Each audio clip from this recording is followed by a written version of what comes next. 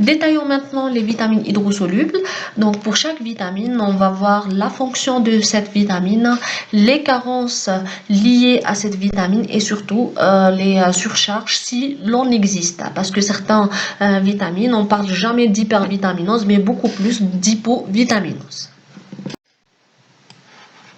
Première vitamine, la vitamine B1, ou appelée également la thiamine, dans la forme active. Donc il y a plusieurs formes actives. Donc c'est surtout le pyrophosphate de thiamine.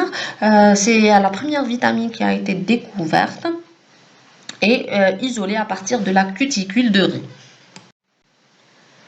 Cette vitamine est un coenzyme qui intervient soit dans les réactions de décarboxylation non oxydative et surtout oxydative des acides alpha-cétoniques, en particulier le pyruvate, et intervient également dans la réaction de transcétolisation de la voie des pentoses phosphates.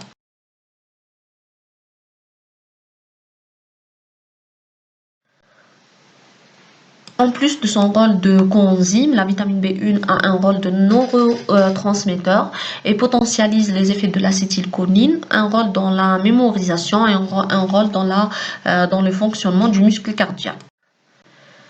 La carence en vitamine B1, donc elle touche les sujets asiatiques qui consomment le riz décortiqué.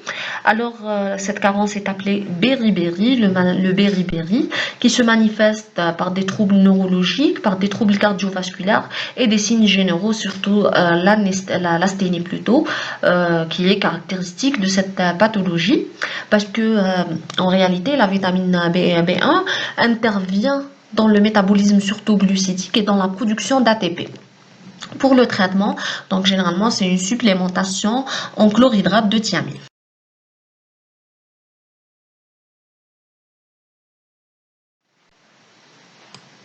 Passons maintenant à la vitamine B2 ou ce qu'on appelle la riboflavine avec ses formes actives qui sont le FAD et le FMN. Donc c'est des coenzymes d'oxydoréduction et des transporteurs d'électrons au niveau de la chaîne respiratoire. Pour le rôle, la vitamine B2 participe à la transformation de la vitamine B6 et l'acide folique en leur forme active. Donc, en quelque sorte, elle participe à l'activation de ces deux vitamines et également, elle participe à la formation de la vitamine B3, c'est-à-dire sa synthèse endogène à partir du tryptophane. Également, le FAD, c'est un cofacteur nécessaire à l'activité de la glutathion réductase et donc, elle participe aux défenses antioxydantes.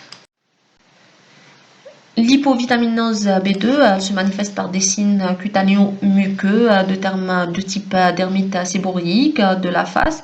Vous avez la chélite et les perlèches des lèvres et également la glossite. Et également vous avez des signes oculaires. Passons maintenant à la vitamine PP, ou bien la vitamine B3 plutôt, ou encore appelée la niacine. Donc c'est une vitamine qui doit être apportée par l'alimentation, mais elle est surtout synthétisée par notre organisme à partir du tryptophane.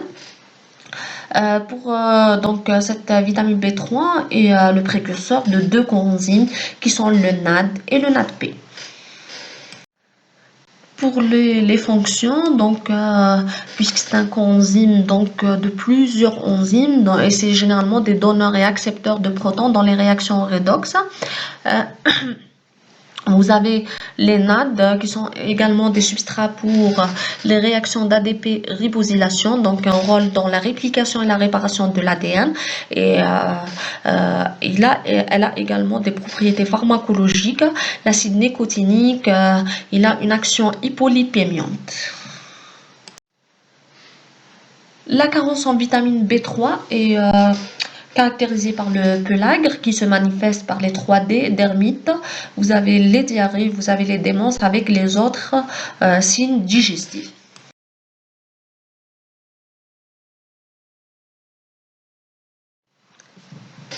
Et surtout, il faut rappeler que toute perturbation du métabolisme du tryptophane, par exemple la maladie de Hartnup ou encore les tumeurs carcinoïdes qui augmentent le catabolisme du tryptophane, perturbe la production de la vitamine B3. Passons maintenant à la vitamine B6, ou ce qu'on appelle la pyridoxine, qui existe sous plusieurs formes. Donc la pyridoxamine, le pyridoxal, et c'est surtout la pyridoxine, vous avez la fonction alcool, ou encore leurs dérivés phosphorylés, sachant que le phosphate de pyridoxal, c'est la forme la plus active. Pour le phosphate de pyridoxal, c'est un cofacteur enzymatique du métabolisme des acides aminés. Donc, participe surtout à des réactions de décarboxylation et de transamination. Donc, les TGO et les TGP ont comme cofacteur, c'est le phosphate de pyridoxal. Elle permet également la transformation du tryptophane en vitamine B3, comme pour la vitamine déjà citée, et elle est essentielle à la production de plusieurs hormones et même neuromédiateurs. Une autre fonction, c'est qu'elle participe au renouvellement des globules rouges et au fonctionnement du système immunitaire. Elle joue également un rôle essentiel dans le métabolisme hormonal de la femme et prévient en particulier certains syndromes prémenstruels, certains problèmes liés à la grossesse et d'autres symptômes de la ménopause, surtout les bouffées de chaleur et les hameçons. Pour les carences, les symptômes de la carence en vitamine B6 sont de divers types. Donc, vous avez les symptômes neuropsychiques, dermatologiques, hématologiques et même métaboliques.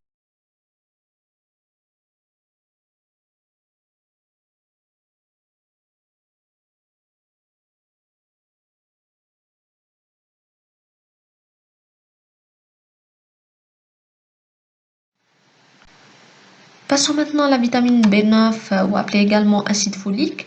La forme active des folates, c'est le tétrahydrofolate. Et la majeure partie des tétrahydrofolates est formée au niveau des cellules intestinales grâce à la folate réductase. Concernant les rôles de la vitamine B9, c'est que l'acide folique est un donneur de groupement méthyle et participe à la synthèse de la méthionine à partir de l'homocystéine. Il intervient également dans le catabolisme de certains acides aminés comme la sérine et l'histidine et intervient dans la synthèse des bases puriques et pyrimédiques et des acides nucléiques ADN et ARN. Alors sur ce schéma, vous voyez que la production de la méthionine à partir de l'homocystéine s'effectue grâce à une enzyme où le donneur de groupement méthyle est le méthyle tétrahydrofolate. Et généralement cette réaction où l'enzyme et la méthionine synthase nécessite comme cofacteur de la vitamine B12. La carence en acide folique se traduit par des troubles hématologiques, c'est-à-dire l'apparition d'une anémie mégaloblastique par perturbation de la synthèse de l'ADN, avec des troubles neurologiques qui sont peu spécifiques et surtout des troubles digestifs. Il faut noter que la déficience en acide folique chez la femme enceinte augmente le risque d'avortement ou de malformation du fœtus du tube neural, et les signes biologiques de la carence sont une diminution de la concentration des folates dans le sérum et dans les globules rouges. Oui, c'est un paramètre qu'on peut doser soit au niveau du sérum, soit au niveau des globules rouges. Passons maintenant à la vitamine B12, ce qu'on appelle, c'est-à-dire regroupée sous le terme de cobalamine. Donc, la vitamine B12, c'est un cofacteur des réactions de transméthylation. Généralement, c'est un donneur de groupement méthyle. Mais surtout, on l'a déjà vu sur le schéma précédent, c'est que la vitamine B12 et l'acide folique associés participent à la transformation de l'homocystéine en méthionine et participent également à la régénération du tétrahydrofolate. Donc, toute carence en vitamine B12, elle inhibe la régénération de l'acide tétrahydrofolique. Pour les carences en vitamine B12, donc il faut noter qu'un apport alimentaire insuffisant, donc là généralement c'est les sujets végétariens qui ne consomment jamais de viande, donc soit vous avez une malabsorption digestive, soit par des troubles digestifs, mais la cause la plus fréquente, on va dire, c'est le défaut de sécrétion du facteur intrinsèque et se traduit par une anémie pernicieuse et c'est une maladie auto-immune par déficit en facteur intrinsèque.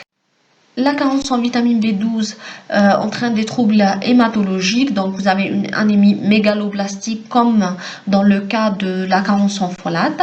Vous avez des troubles neurologiques et en plus de ça, vous avez l'atteinte cutanéo-muqueuse, donc généralement c'est là ce qu'on appelle la glucide inter, donc vous avez une longue glissée des papilles. Le diagnostic biologique, donc il faut doser la vitamine B9, la vitamine B12 et l'homocystéine. Il faut faire un frottis sanguin à la recherche de et la FNS à la recherche de l'anémie mégaloblastique. On peut doser également les auto-anticorps qui se dirigent vers le facteur intrinsèque. Comme dernière vitamine hydrosoluble, on a la vitamine C, appelée également l'acide ascorbique.